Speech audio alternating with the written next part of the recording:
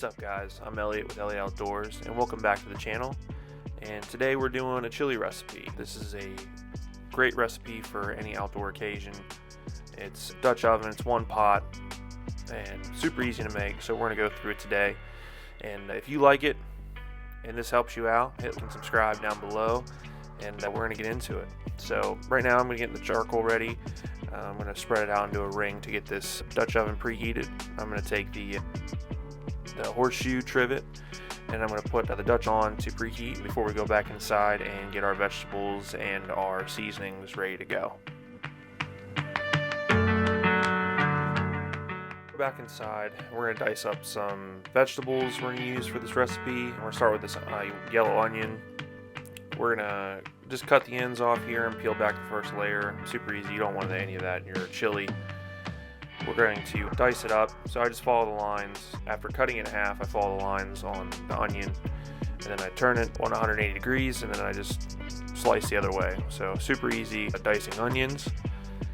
And then after the onions are done, I'm going to put into a bowl where I'm putting all these ingredients here, and then I'm going to start with the jalapeno. Usually when I dice jalapenos, I usually wear some sort of gloves, but I didn't this time around. So don't touch your face after you cut these. Make sure you wash your hands after you're done cutting these, before and after. These serrano peppers are from my garden, so they're super fresh. I tried to do one and cut it like the jalapeno, but it wasn't working out, so I cut the other two in rings. Just cut these in rounds. I thought it was gonna be too spicy, but these actually turned out really well and didn't give the chili that overwhelming spice that I thought it was going to give.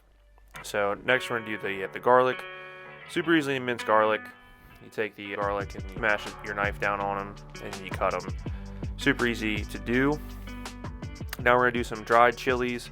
Make sure you get all the seeds out of them. You just don't want that extra spice or overwhelming spice. Not everyone likes that. So we're going to take the dried chilies, or New Mexico chilies, and we're going to put them in our food processor. This gets it cut down real small, real fine. You're not going to get it down to regular seasoning, like powder form. It does a pretty good job.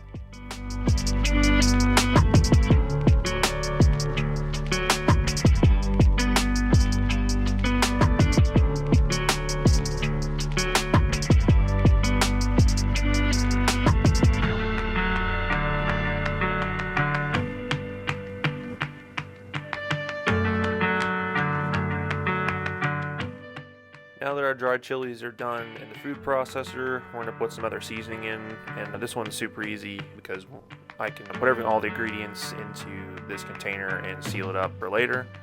We're going to start out with 1 teaspoon of smoked paprika, and then 1 teaspoon of ground cumin. Super good flavor there.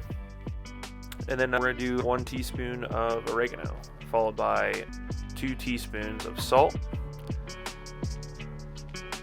And then this is just a base, so while you're cooking, make sure you're tasting everything. Make sure if you need to add something, you can add it. Then we're going to do some chili powder. I thought it was going to be too overwhelming with a 1/4 cup, but it turned out really good. I only did half. So I'm going to put that stuff into the container. I'm going to mix it all up and blend it together so it'll be easier to put on the chili when we're outside.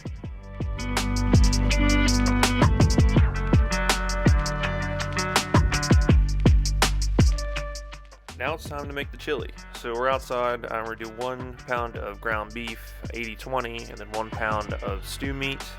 I like to add both just to switch it up. You can have one or the other, but I add both.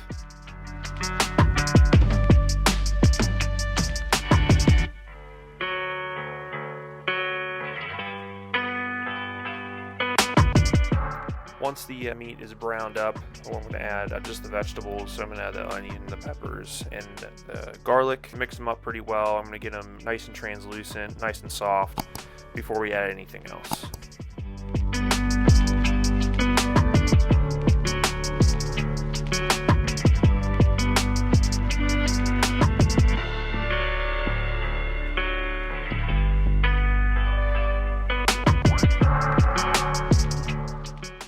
Vegetables are looking really good about now, so we're going to add 2 cans of Rotel tomatoes with green chilies. These 2 cans are the mild flavor, super delicious. You can add these to a bunch of other dishes too.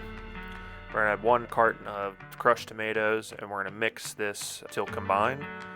And then we're gonna add our dry ingredients, all of our seasonings and all of our peppers along with it. And we're gonna mix it in really well. We don't want any chunks of seasoning to be in one place. And then I'm gonna add 1 bottle of beer.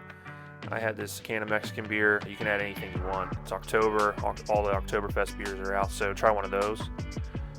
And then we're gonna mix this in really well, and then we'll be ready to go. We're gonna go a full 90 minutes with this. We're gonna get it up to temperature, put the lid on, and then we're gonna check this every 10 minutes. Every 10 minutes, we're gonna pull the lid off. We're gonna mix it. With cast iron, you don't want anything to get stuck on the side or burn. A little tip here, when you're halfway through the cook, just add a handful of coals just to get you through the 90 minutes here.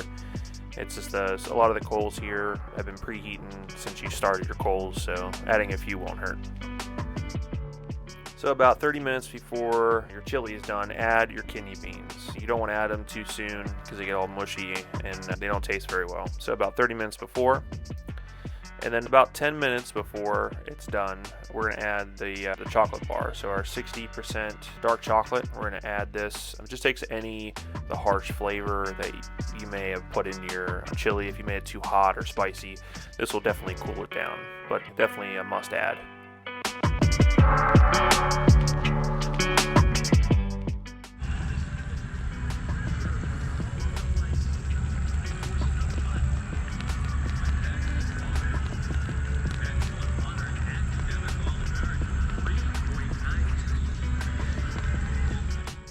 So this is looking pretty good now. So we're gonna get this off the coals here, and we're taking it inside and plate it up.